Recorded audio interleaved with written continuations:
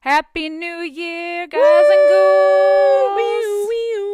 2025 is upon us, which means we need to reflect back on 2024. What came out? What did we like? I don't know. What are the top 10? As usual, we are doing our top 10 horror movies of 2024. This was almost an impossible feat, at least for me.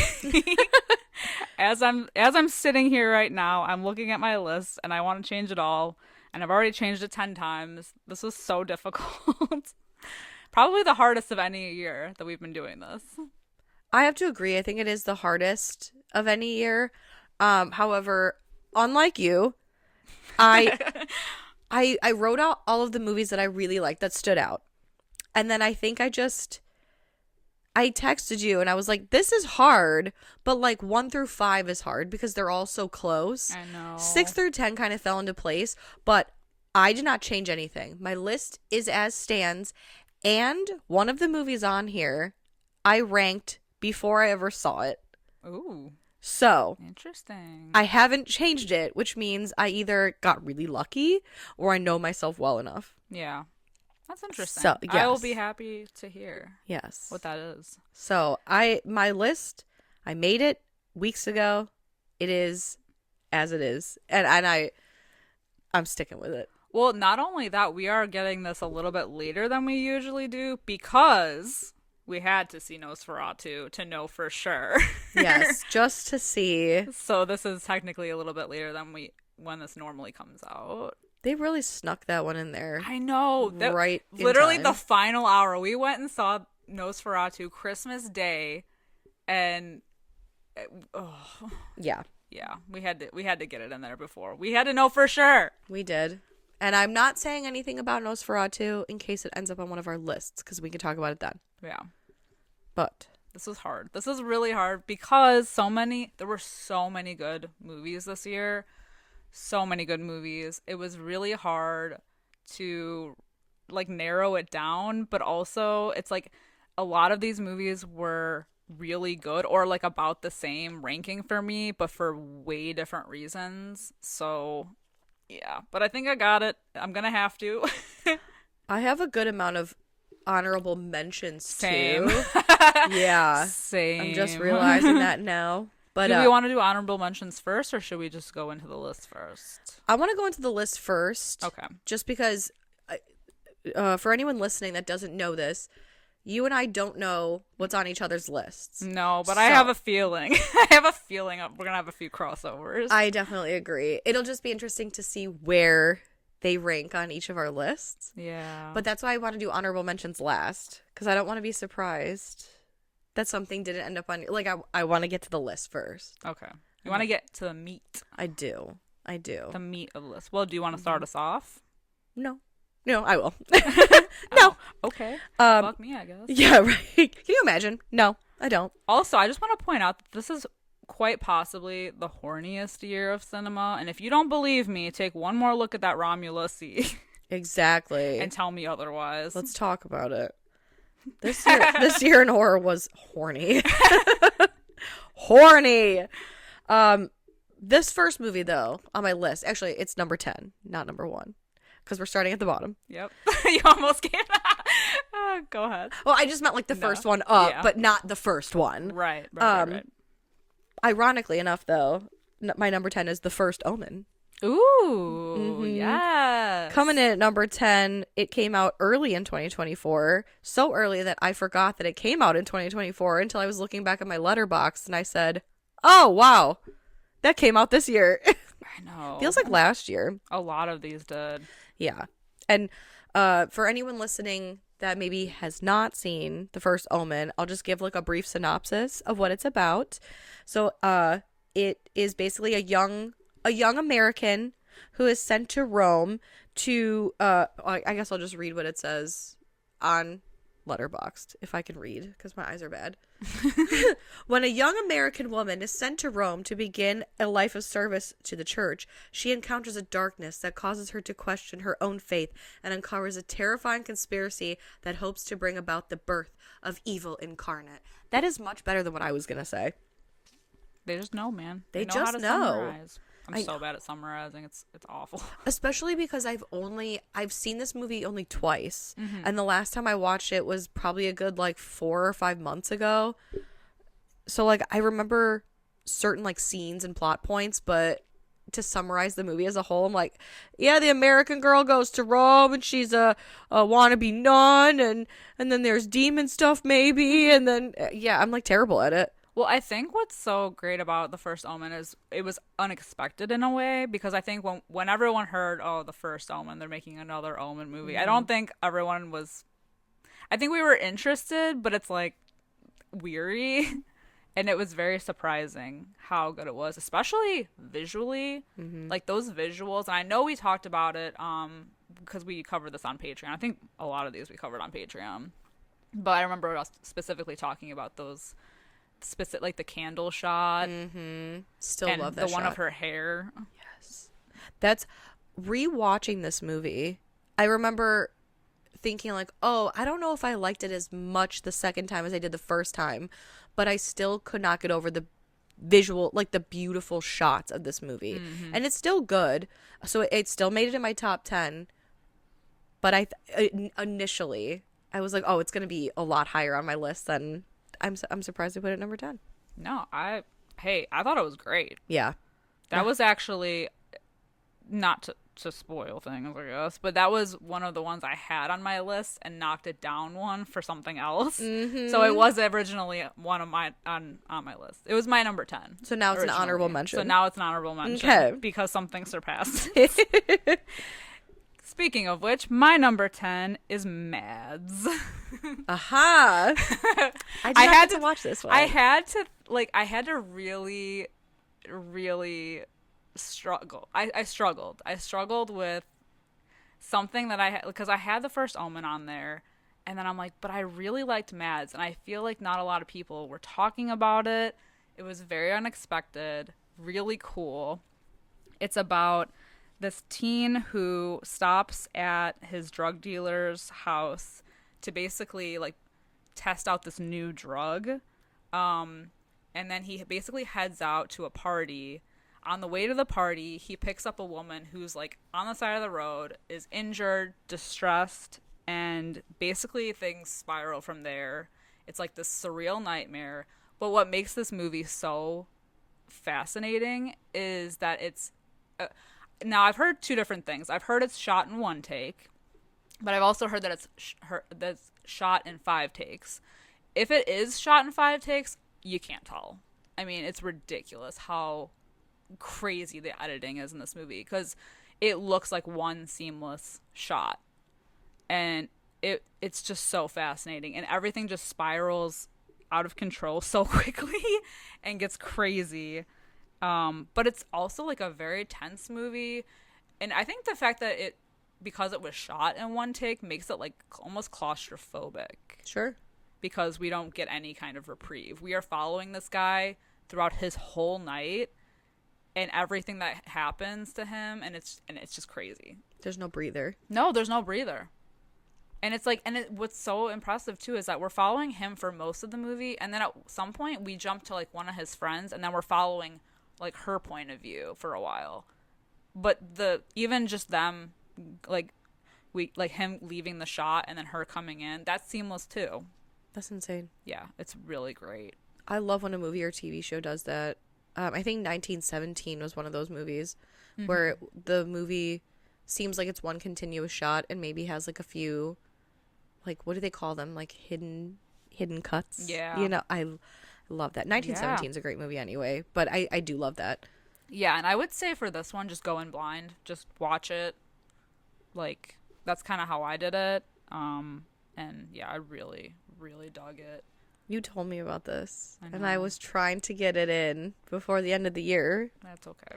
It's okay. It's going to be another dead stream for me where I'm going to talk about it in Where my I tell top you to watch discoveries it. of 2025. That's okay. Ugh. All right, moving on down to number 9.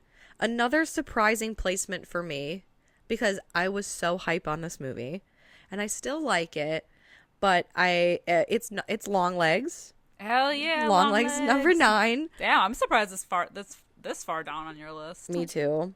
I think had I not seen it a second time, it would be higher. But I did go see it a second time because I know we had seen it initially together.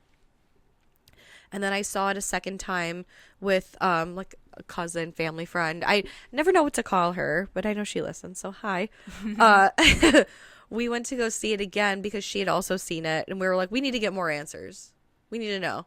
And when we left the theater, I said, I think I have more questions than when I came in here and no answers to anything. So it was kind of frustrating. But with that being said, I really enjoyed it. I enjoyed it. The feel of like the Silence of the Lambs meets Seven. I love anything Micah Monroe does. I love. She's perfect. She's perfect. I feel like she really knows how to pick. So like I'm telling you, I think every movie I've watched with her in it, not only do I like her in it, but I really like the movie. Yeah. Like she knows how to pick a project. She really does.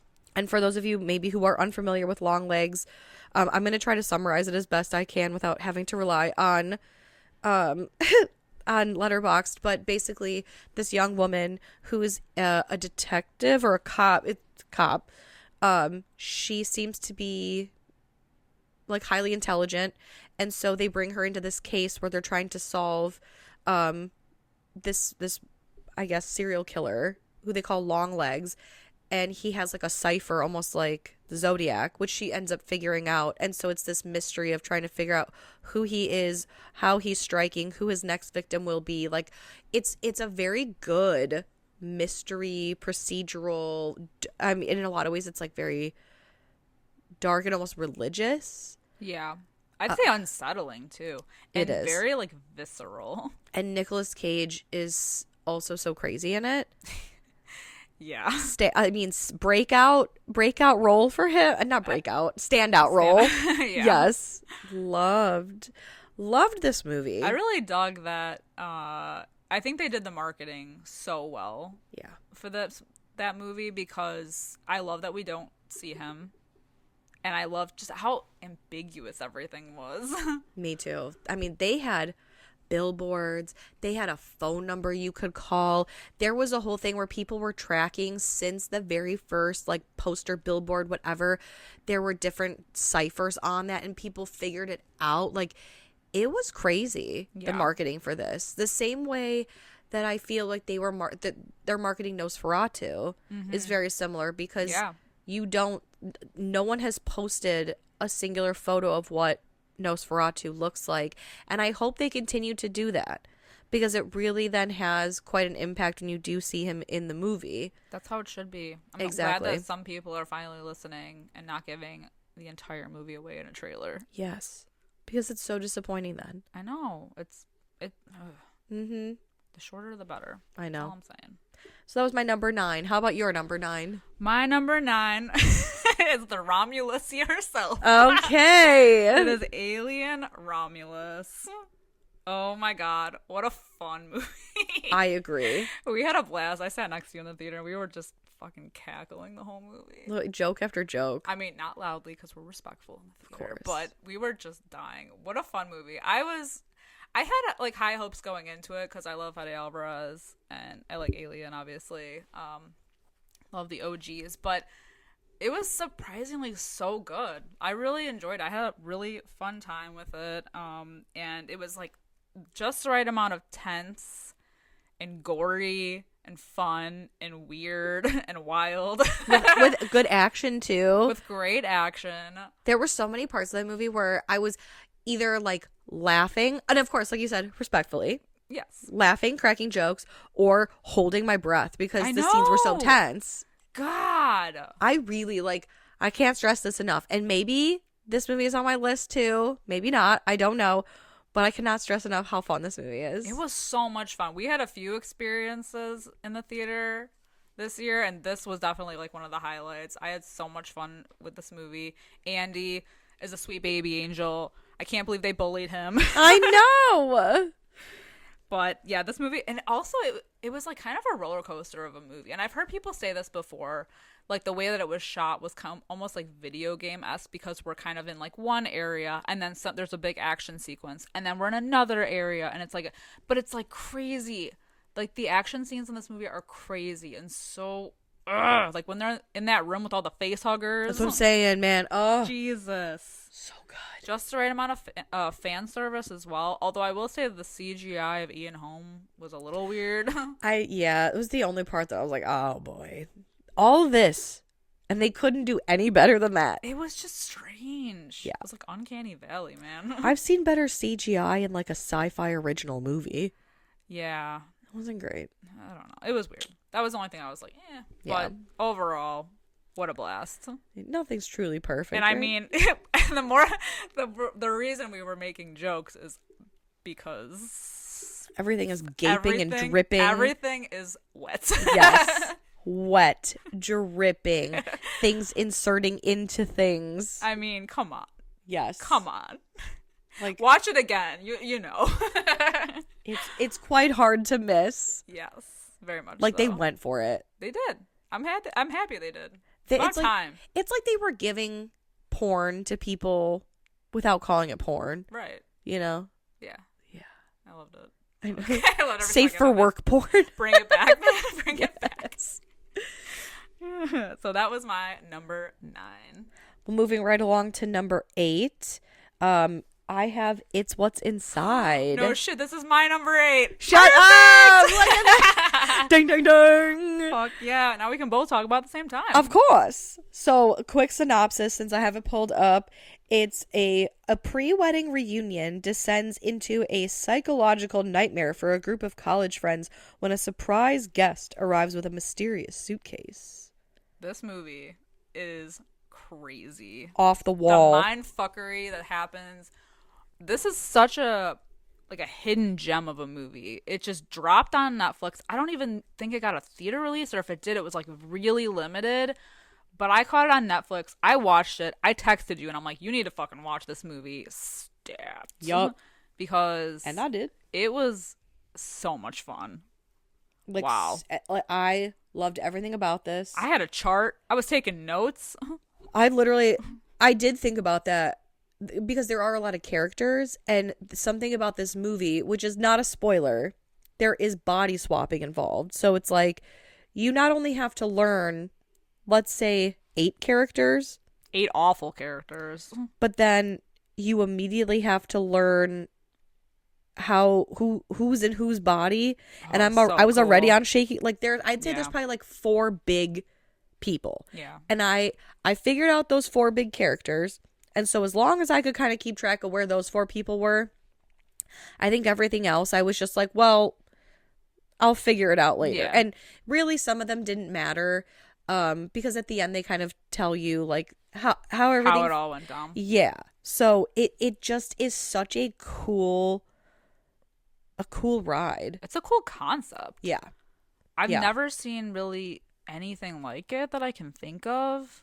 But yeah, it was just it was also just impressive because I don't really recognize anyone in the movie. I'm sure they're in other things, but at the time I was like, I don't really remember seeing anybody from anything else. But the way that they can all because they swap 3 or 4 times. I can't remember. I think they swap I think 3 times. Once when he's showing them how the machine works. Yeah. One time when they play like a full round of the game. And then the 3rd time I think is when everything goes to shit. But just like think about the fact that each actor had to play like 3 or 4 different people at some time, like at some point. Yeah. And you have a character playing a character who's playing a character. Like I don't, you know what I mean? Like it's crazy to think about that they all had to do that. Yes. Over and over again. It's so much fun. Yeah. It was a really, really good one. And really, really unexpected. Totally. Came out of nowhere and just so much fun. I was so confused, but I was like in it. I was so in it. You have to like really pay attention. Yeah. But it's so worth it. The end was so delicious too. And a lot of people were saying that this would pair well with Bodies, Bodies, and I also agree because I feel like it has that like party atmosphere, Absolutely. large cast, I some think fuckery going on. that would be a really fun double feature. Yeah. To be honest. Oh, I love it. Hell Now, yeah. since we share the same number 8, do you want to go for your number 7? My number 7 is Long Legs. Okay. All right. So we kind of been there. Yeah. And you kind of touched on everything I wanted to talk about. Really, I think with Oz Perkins, it's like at this point, like his movies are just very like dark, stark. Yeah. Unsettling in a way, and I loved the style of Long Legs. Just the fact that it was marketed and it was so ominous and ambiguous, and it's like we didn't know what we were getting, and I was fully prepared to be like disturbed. And there were shots in this movie that were unforgettable, were disturbing, and everybody that acted in it did such a great job, and I just really dug it. Very good at number 7. 10 out of 10. Exactly. It's so good. It's so good. And if I'm honest, like I do want to watch it again, but I'm just surprised. I'm just surprised that I loved it a lot, but like I haven't bought it yet. I don't own it. No, I haven't bought it either. Right. Like that's kind of surprising for us. I think I was a little surprised with the ending, like the direction it took at the end. I don't know how I feel about it. I'd have to watch it again to like really like hone in. But I think this movie is going to be on a lot of people's lists. I think it might even be a lot higher on other people's lists. And for me, for a while it was, but there was just other stuff that outshined it just a bit more. That's the thing. I really excuse me, sorry guys, I'm getting sick a little bit, but the back half of this list, I feel like it kind of fell into place. I kind of just went for like, oh, I really liked these movies for the vibes. Yeah, like at a certain point, the movies on my list get so close to each other that I just had to be like, honestly, at this point, I know I like them all and I can't tie them all. So I'm just going off the vibes of like, I really connected with the vibe of this movie. Or like, if I had to choose between, like, you're on a desert island, you can only bring one of these two movies. Which one would it be? This one based off of vibes. Well, that's how I was, especially toward the top. I'm like, which one would I rewatch? Like, if I had all of them sitting in front of me, which one am I going to grab? Yeah. That's what it came down to because they were all so close, like so equally good. Like at some point, most of my top 10 movies were one at some point. Yeah. Which ones am I dying to rewatch? Which ones have I since rewatched? Which ones can I not wait to own? Which ones have I rewatched? And like The First Omen, like Long Legs, I saw them twice. Didn't really. I think it probably did less favors than I had hoped. I thought like watching them again, I'd be like, it's just as good as I remember. So the ones towards the top are ones that I have, at least some of them are, that I have seen multiple times or that I can't wait to watch again and own. Exactly. You know? Yeah. It's a vibes thing. It is. For sure. Yes. So my number 7, speaking of vibes, is a movie that I have seen several times since because I do own Lisa Frankenstein. Oh, fuck yeah. So much fun. I love Lisa Frankenstein. This is another one that's on my honorable mentions that I was devastated to put in my honorable mentions. It's just such a fun flick. It's very like, it's very 80s like, and the humor in it is what like really gets me. It was adorable. It's a little love story. This girl who's kind of like an outcast, she basically ends up with like a zombie boyfriend. Yeah. And it's so much fun. Like all of the characters, Carla Gugino plays the main girl's Lisa's stepmom. So funny. Her daughter Taffy, so funny. The dad, so fun. Like Everybody was great. Yeah. Yes. I can't say that enough. Like just the humor in this really made me giggle, and I think they like touched on a lot of things. They did that like I'm just I really like this movie. I really liked it too.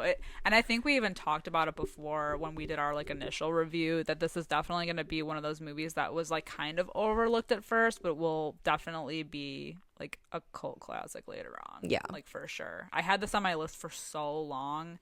And when it dropped down to like honorable mention, I was like, no, because I bought this movie. I know. And I've since rewatched it a bunch and yeah. But it's hard. It's really hard. This is tough. Like I said, but I agree. I'm going off the vibes. Oh, I Sometimes agree. you just gotta go with just what your heart know. says. Yeah. You just know. Uh-huh. Speaking of vibes, my number 6, and this is gonna be maybe controversial, Okay. given where Longlegs is for a lot of people. My number 6 is Cuckoo. Okay. Which I feel like a lot of people would be like, why the fuck are you putting Cuckoo over Longlegs? But it's the vibes.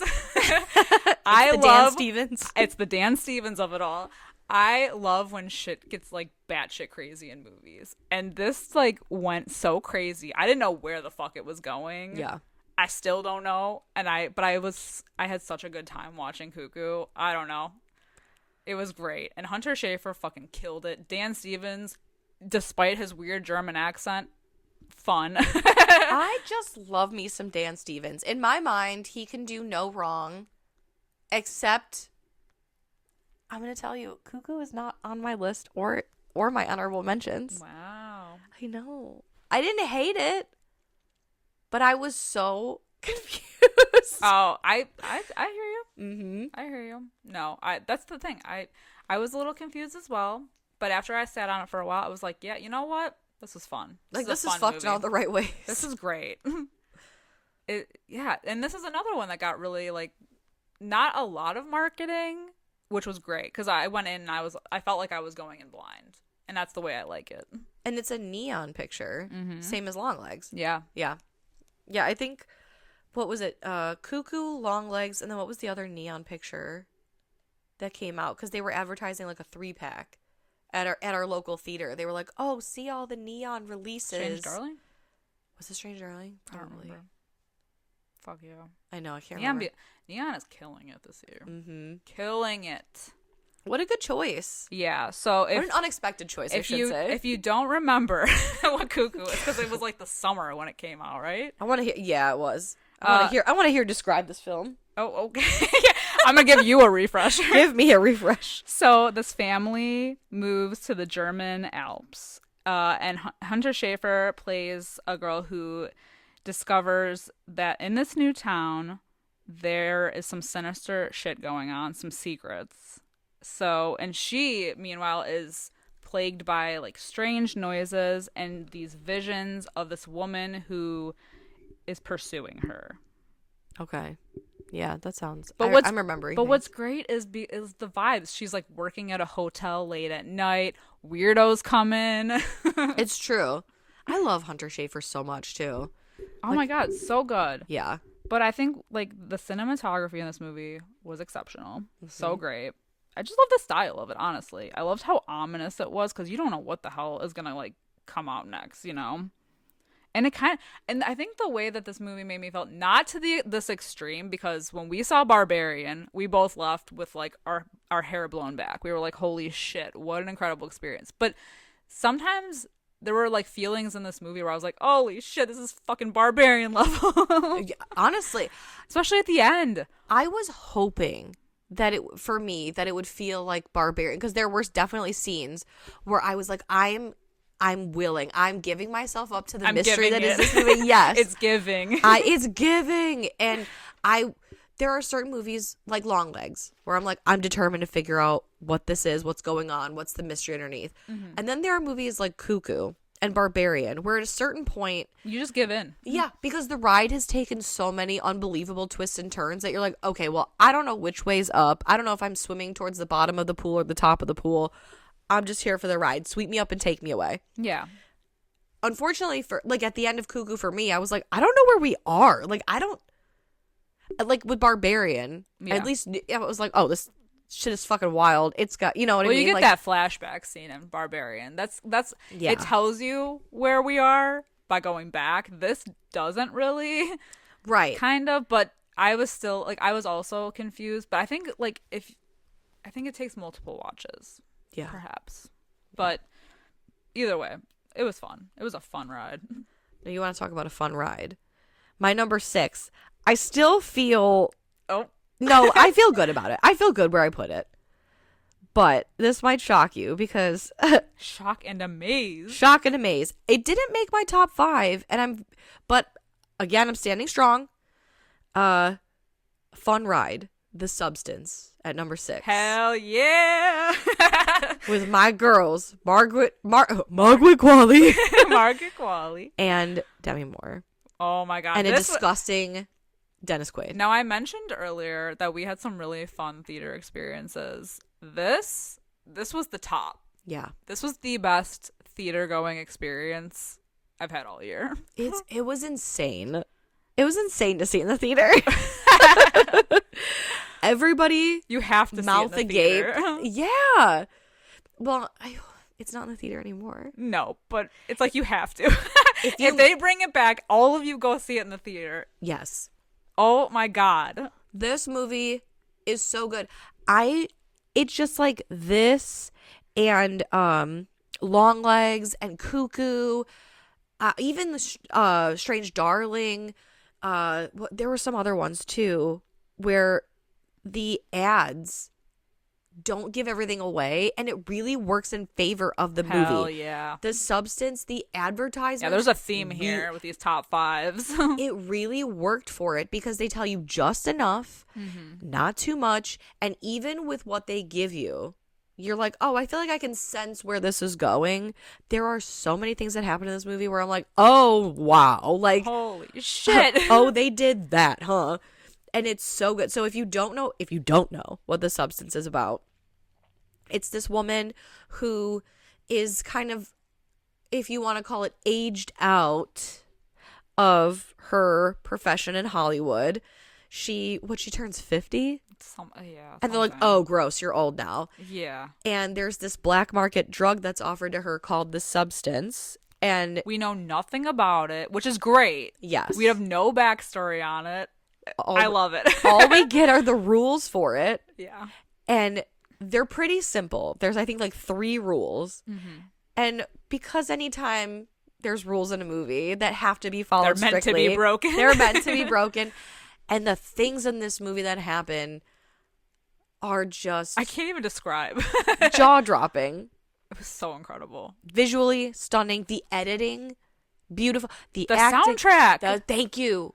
I'm buying this shit on vinyl. This movie is just fucking cool. Oh my god, it's so cool. And not since Society have I seen an ending quite like that. Yeah. Holy shit. Wow. What an amalgamation of it's so goopy things. Yes. So that's my number 6. And I won't say anything in case The Substance is on your list because then we can talk about it. Oh. Again. Okay. Again. Got it.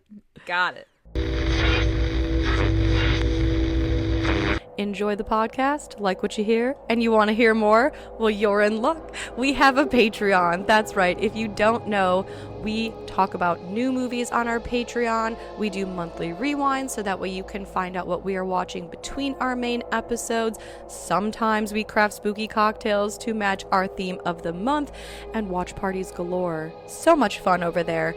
Head over to patreon.com/Fright Mic podcast to check that out. Again, if you want to hang out with us a little bit more, then support us over on patreon.com/Fright Mic podcast. And we'll love you forever. Okay, bye. My number 5, these were tough. Now that we're down to the top 5, they all were swapped around so many times. But here we are with my number 5, Oddity. Okay. Which I will say was the scariest movie I saw this year. Terrifying. Hands down. I saw it alone. It was fun. It was a good time. I can't even imagine. I was like hiding in my popcorn. No, it was great. Oddity, yeah, for sure the scariest theater going experience. It's about, basically it takes place after her sister has killed this woman, goes after her, goes after those who are responsible using haunted items.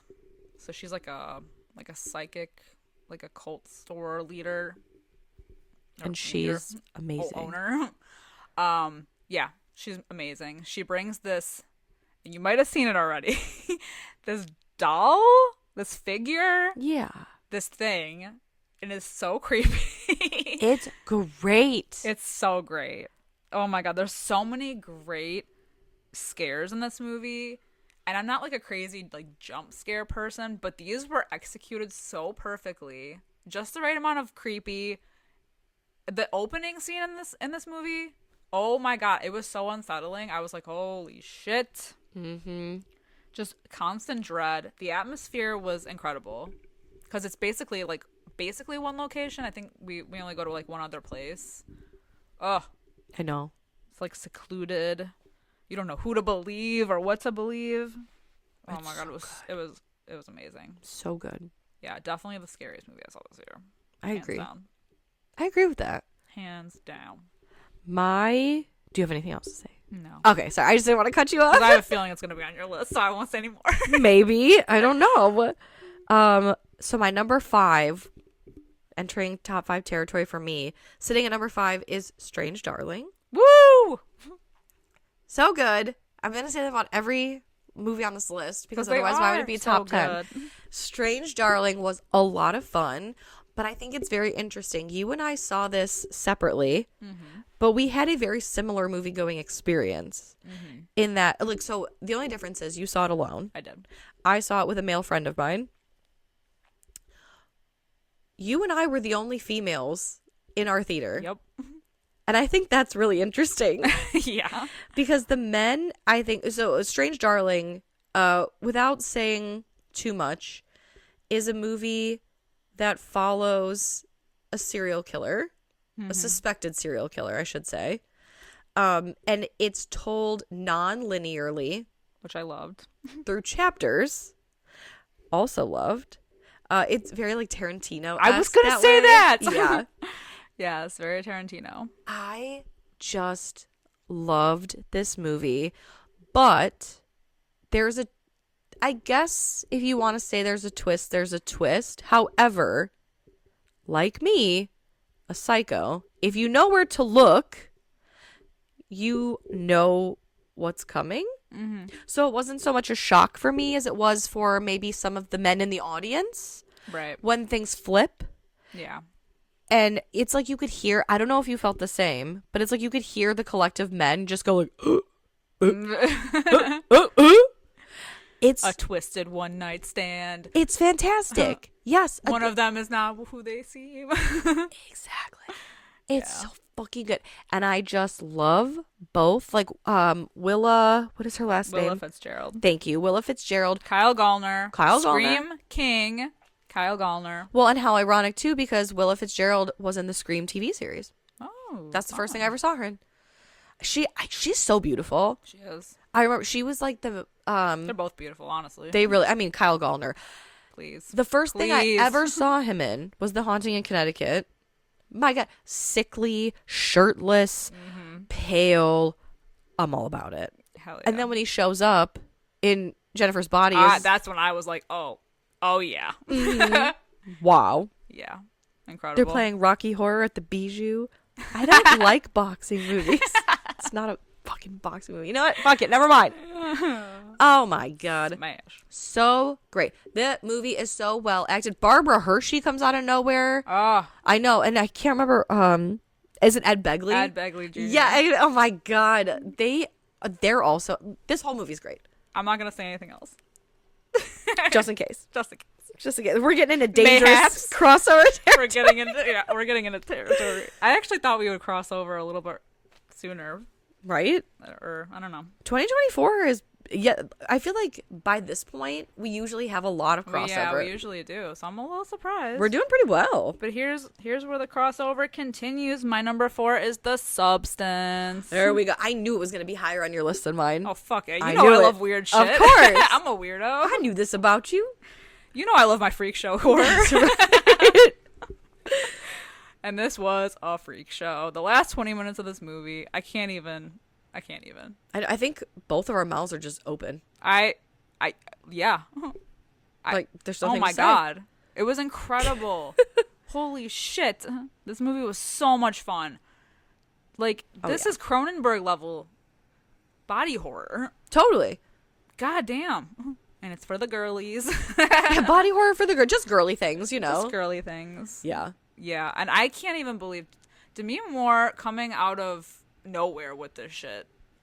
Wow. And she looks great. She looks fantastic. She acted her ass off.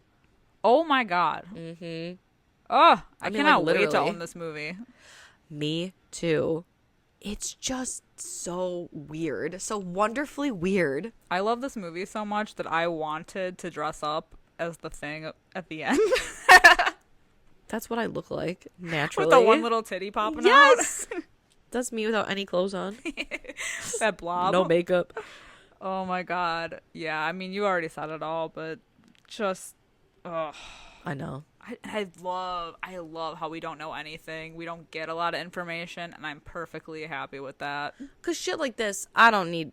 No, there's enough going know. on. Trust and believe there is enough going on in this movie that you don't need a backstory on shit. All I need is that cunty yellow coat. I need that cunty yellow coat, and I need to see Margaret Qualley climb out of her back again. Yes. Oh my god. And also the lycra spandex thong shoved so far up her ass. Ugh. Yeah. Crazy. I was like, how's that thing holding on? It's just by a thread. She got both lips in there. By That's a crazy. thread. Yeah. That was your number 4? That was my number 4. Okay. My number 4 is Alien Romulus. Romulusi making it 4. That's sitting it that's much higher. high. It's Damn. high. Because, Liz, I For had... the same reason. Yes. Horny cinema's back. Horny cinema. Plus, this was just a lot of fun. Like, It was so much fun. I cannot wait to watch this again. Hell yeah. I was tense. I laughed. I had a good time. I loved the actors. I loved the Remus and Romulus dual ships. That, like, I just... Oh! Whatever. Everything that you said initially, I agree with.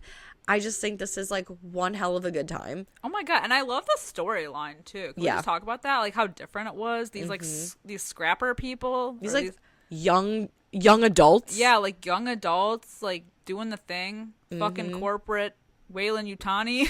Yeah. I just like, I didn't think I was gonna not like this movie, but I didn't think I was gonna love it as much as I did. Yeah. It's crazy. Just the trailer alone Yeah. sent me. Shit got me hype. Sent me. Yes. I was like, oh, when they showed the cryo pod that had like the blood all over, I was in, baby. I was in. Every time that trailer played, I was like, I want to watch it. I don't want to watch Goosebumps. it. I want to watch it. I don't want to watch it. Yeah. Goosebumps. So good. Oh. Yeah. So yeah, that's why That's a it's great sitting up choice. pretty high there for me. Perfect. Where it should be. Perfect. My number 3 is Strange Darling. There we go. And for so long, this was my number 1. Really? For so long, it was my number 1. Oh my god. This was such a vibe. Such a vibe. I loved Very every good. second of this movie. I had a blast watching this movie. The shots, like the cinematography in this movie is insane. The like neon lights in this movie. Ugh. Chef's kiss. The only thing that made me physically sick about this movie is the amount of times, I guess maybe there's, The cigarettes. yeah. The amount of times they're smoking. And like in like a car Yeah. with all the windows up. Mm-hmm.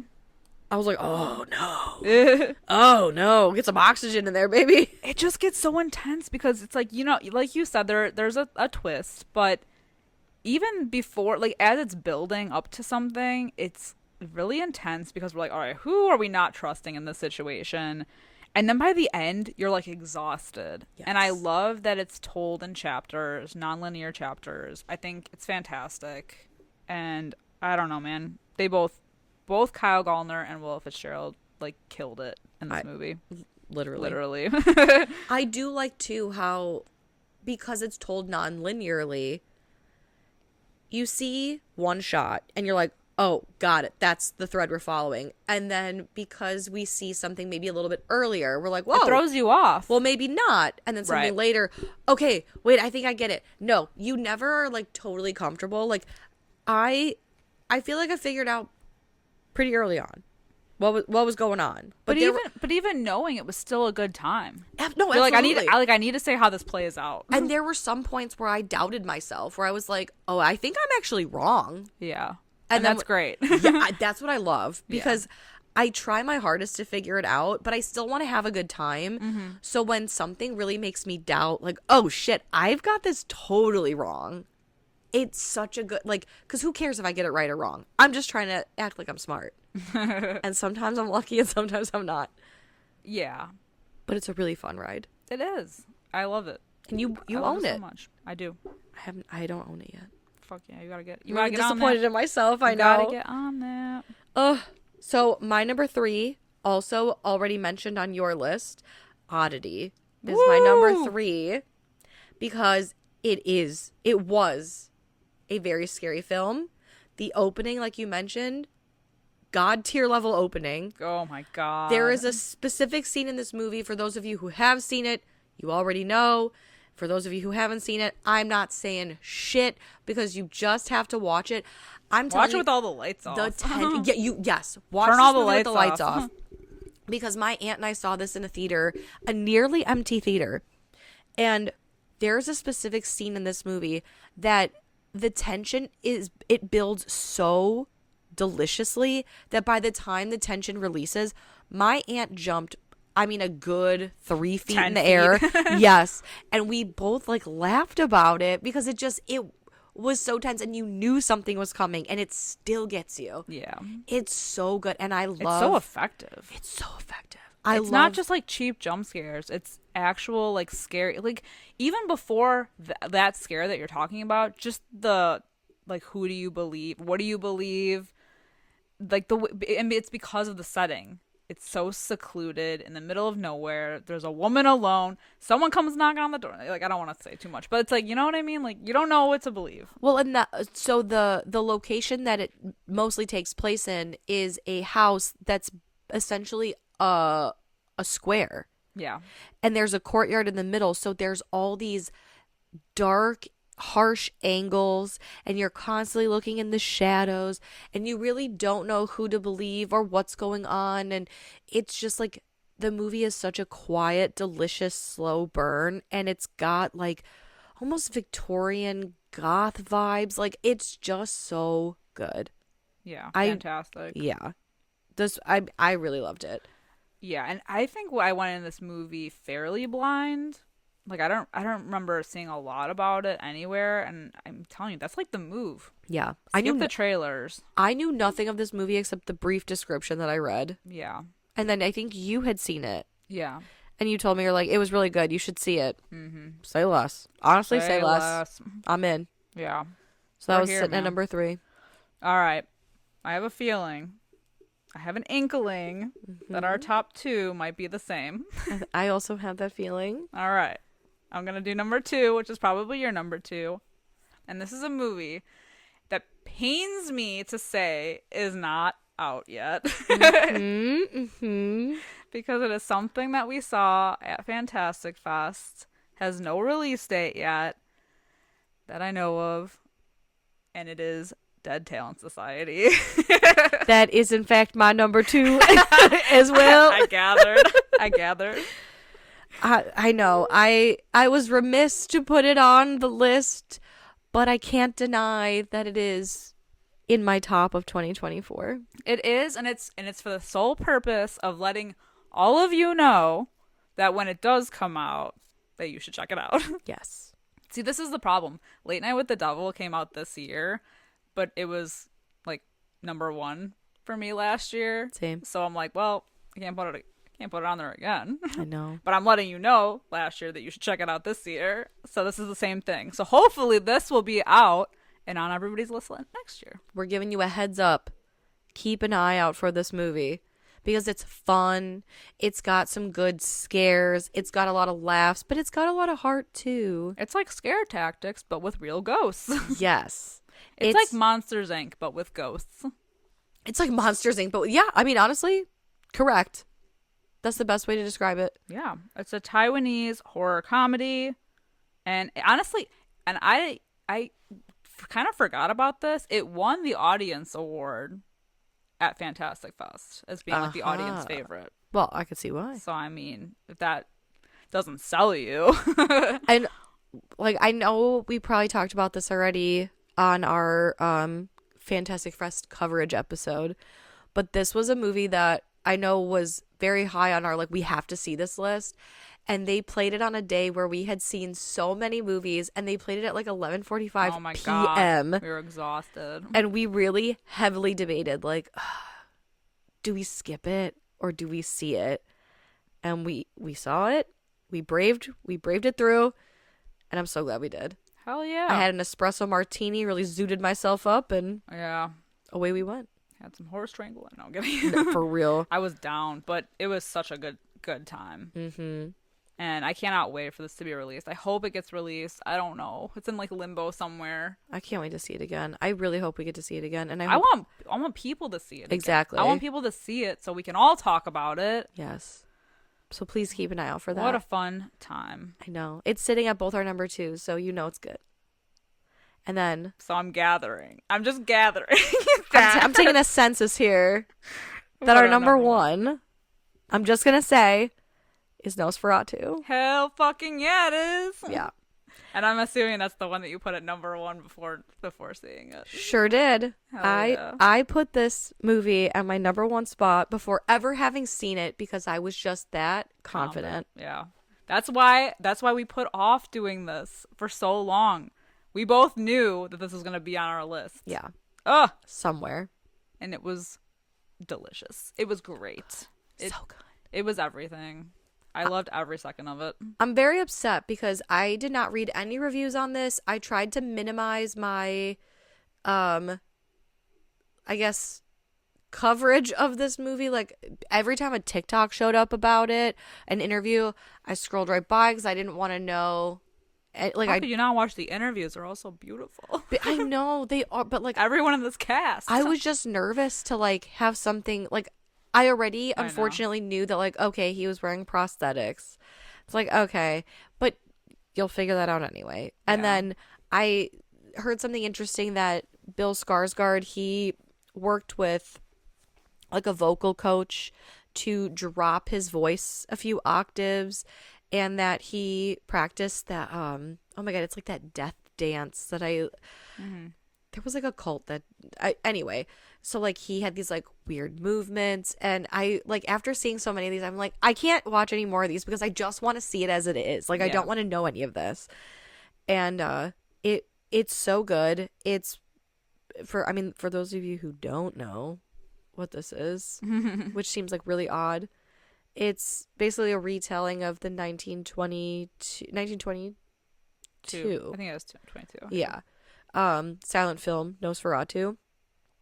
F.W. Murnau's Nosferatu, and it's so good. It's so like devoid of color and joy, and it's like the most immaculate, like Victorian goth vibes. Yeah, I mean the shots in this movie are beautiful, like absolutely. I mean Robert Eggers already knows how to set the stage, you know, like how to like do all of his set designs are always so great no matter what movie it is. Everything always looks amazing.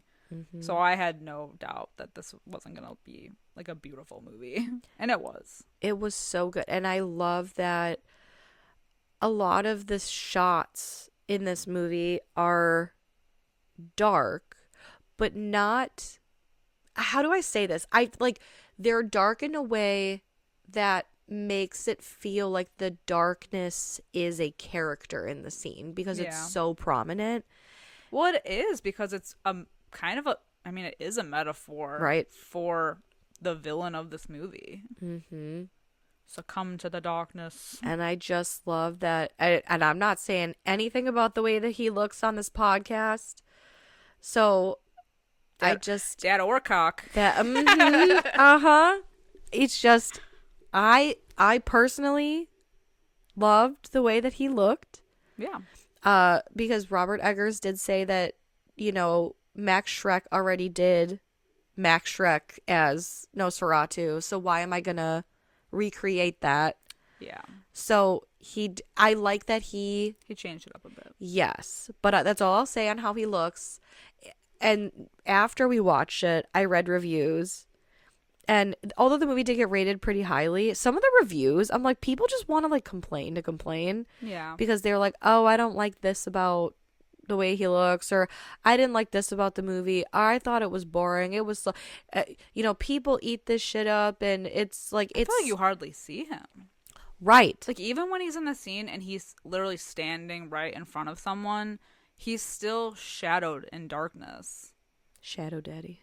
Yeah, and it's not until the end, really, that we get like a full frontal moment. Well, full body shot. That's not the only time we get a full frontal moment, right? But you know what I mean, like in the light of day. It's just such a great film. Okay, and we need to talk about Lily Rose Depp because, goddamn, I know, like, she killed it.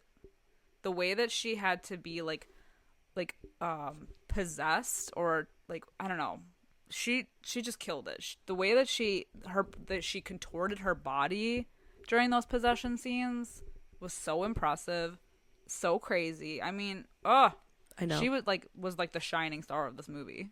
I mean, everybody in this movie was so good, but I agree, especially as being like the main character. Yeah. She did so wonderfully. I do love Lily Rose Depp. I love her too. She's so beautiful. Yeah.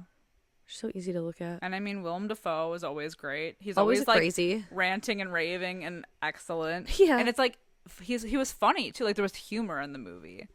Yeah. And Aaron Taylor Johnson, we won't even go there because I will be feral. Or Nicholas Hoult, for that matter. I know. Ugh. So hot. This movie's full of hot people. It's just incredible. Hot people doing goth shit. I love it. I do too. Definitely knew it was going to be number one. Yeah, it was innocent. That's the thing about her character. She was like this innocent girl who only wanted love, and she was taken advantage of by the darkness. And now I know I say taken advantage of. I know how you feel about Bill Skarsgård, so I know you will disagree. Like, taken advantage of? Oh, shit. But that's the whole thing. I know. But in the end, love wins. Love will prevail. Sure. Sure. I mean, this... when we got out of this movie, I was like, I thought it was so romantic. I know. We saw it with three other males. I'll say. I was gonna say three guy friends, but one is your husband. Yeah. And they were like, it was fine. Well, and it was so funny because my husband, love him, but I know that he doesn't speak English well anyway. He doesn't comprehend English. He speaks English. He just doesn't understand. Yes. So like, I knew that, like, I think it was probably 25, 30 minutes into this movie, him and I sat on opposite sides of the group. And I just knew, like, telepathically that he was struggling to keep up with the film. And at the end, I was like, what did you think? And he's like, I think I need to see it again. I was like, oh, yeah. He did not know what was going on. I mean, to be fair, I had to watch The Lighthouse with subtitles, so... Well, that's the accent. That shit is crazy. Yeah, I mean, I understood this movie. Mm-hmm. Oh, yeah, same. Fine. But, yeah. I just know he's not traditionally a fan of Robert Eggers' work anyway. So, yeah, like, I knew as this movie was starting to pick up, I was like, oh, he's struggling over there. I just know it. He's sweating a little. He's sweating a little bit. He's sweating. And that's fine, because there are certain movies where if I don't have subtitles, I'm like, I have no... Like, Cuckoo? I don't even think I'd understand Cuckoo with subtitles. I just, at the end, I was like, I'm here for the ride, man. You're just here for the ride. I feel like I went on a ride with no helmet, and when I arrived at my destination, I was like, when did I get on this? I don't remember getting on the back of this How did we thing. get here? Yeah. That's so crazy. Oh my god. Yeah. Agree. Yeah. Number one. Damn. So our 2s and our 1s were the same. And our 8s.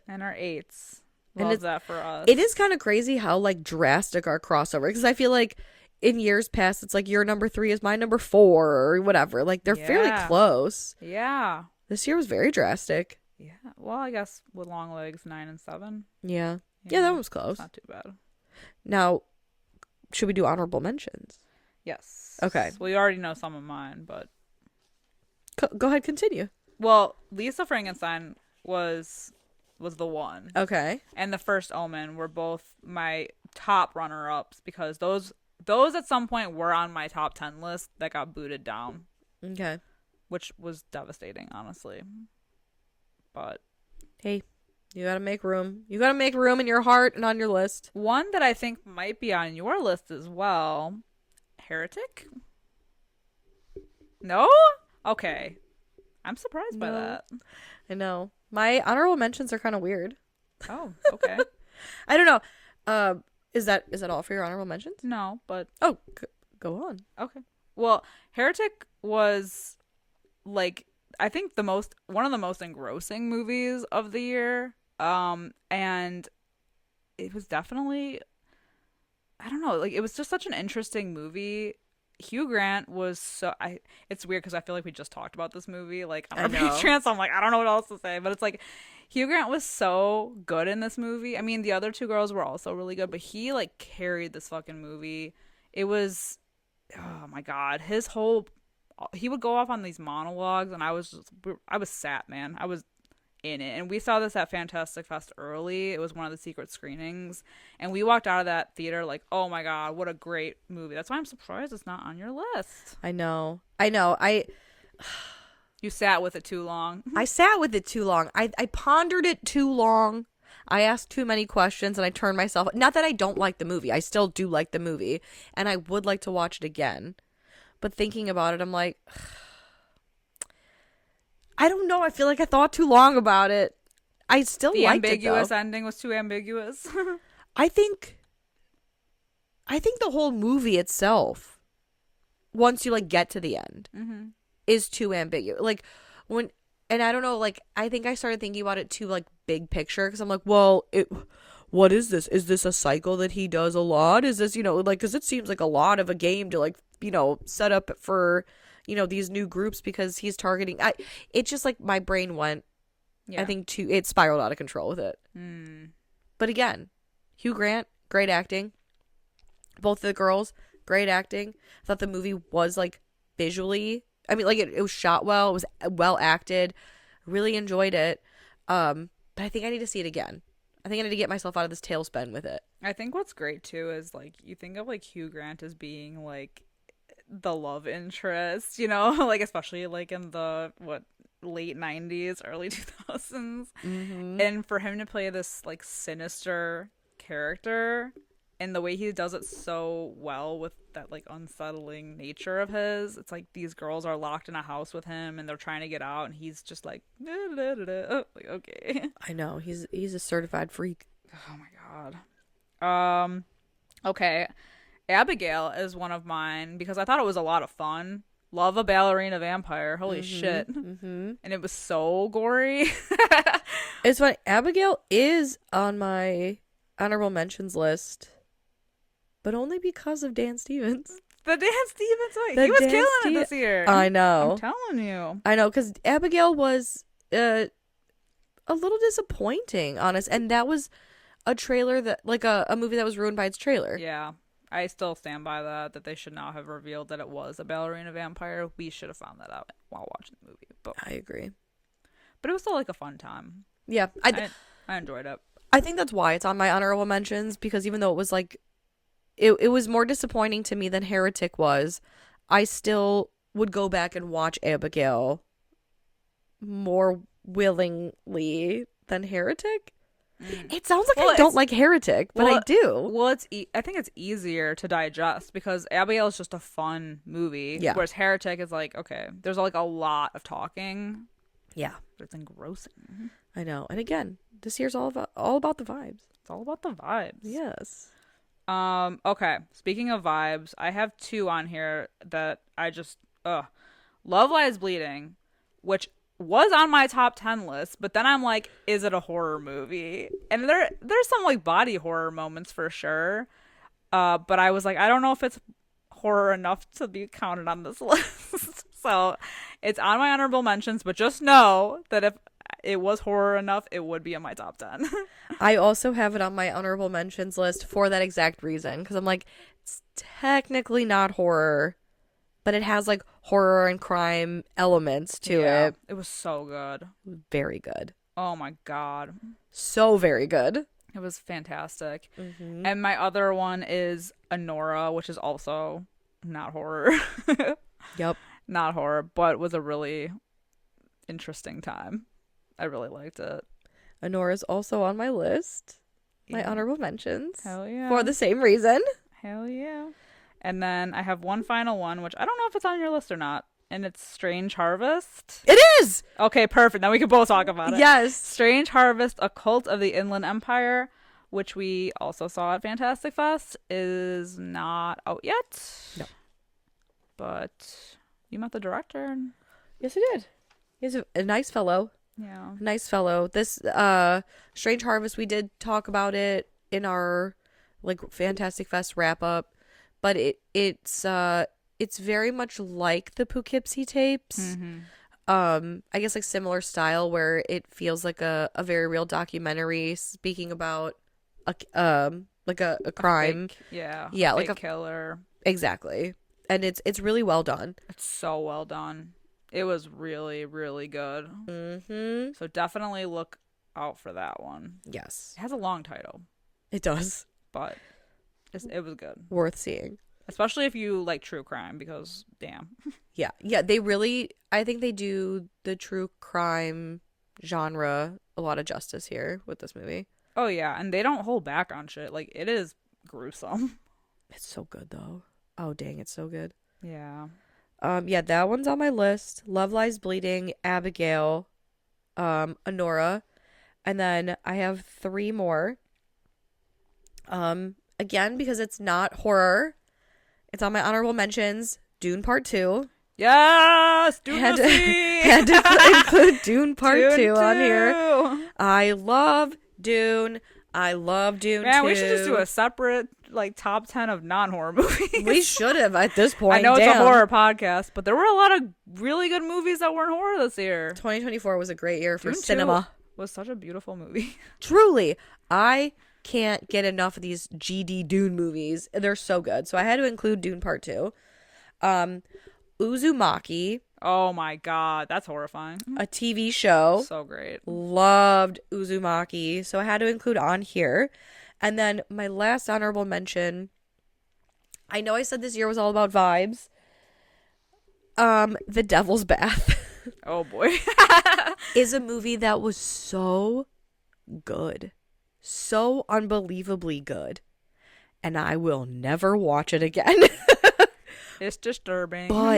But that's the thing. Like, it just, I feel like it plays out like every book that I love, where like I don't even know how to describe how I felt watching this movie. I was entranced. I was enthralled. I felt bad for the character. I felt scared for the character. I just really, really liked it. And it was so, there were parts of it that were so hard to stomach that I was like, I loved this movie. It's easily in my top 10, but I can never watch it again. So is it really truly in my top 10? Oh hell yeah! You should have put it on your top 10. I If don't you even know where it did, would've what gone. movie? Yeah, what movie would you have gotten rid of? I don't know. That's the thing. My top 10 is so solid. And again, going off of vibes, but if I had to, Ooh, I guess that would be your number 10. well, I don't know. Oh, Because like I said, I felt things watching this movie that like I feel like I've only really felt like almost like a heavy sorrow. heavy sorrow, Heavy sorrow. infant sorrow. Infant sorrow. Like the way I can't even describe the way that I felt watching this movie. But it made me feel. It made me feel, All the feels. and it made me feel different. And I, like looking at my list, I think I'd probably have to boot. I'd probably have to boot either Lisa Frankenstein or The First Omen. That's what I had to do for Mads. Yeah. For Mads! Yeah. I had to, it was devastating. I hated doing it, but I also really loved Mads. I thought it was great. Yeah. I think that's cool too, that I had 2 on my list that weren't on your list at all. Yeah. Absolutely. Fuck yeah. Totally different. Really changing it up. Mm-hmm. That was exhausting. I know. I'm glad it's over because Tired. I was stressed. I was really stressed putting this list together. It's done now. But I'm happy with it. And hopefully the ones that we mentioned will get releases soon. Yeah. Keep an eye out. Please too. Keep an eye out for especially Dead Talent Society. Yeah, hopefully it comes out soon. For sure. But if you have nothing else to say, we would like to say collectively, thank you guys for another year of listening. Like, you guys are everything to us. Thank you. Thank you for taking the time to listen, to support, to comment, to like, all of it. We couldn't do this without you, and we really appreciate you, and we hope you have a happy new year. Woo woo! And we'll be back soon. With more horror. More. Hopefully 2025 is a good year. Yeah. For horror. I hope so. We'll see. We'll see what happens. I know. Until next time, I'm Liz. I'm Sam. Rest in peace.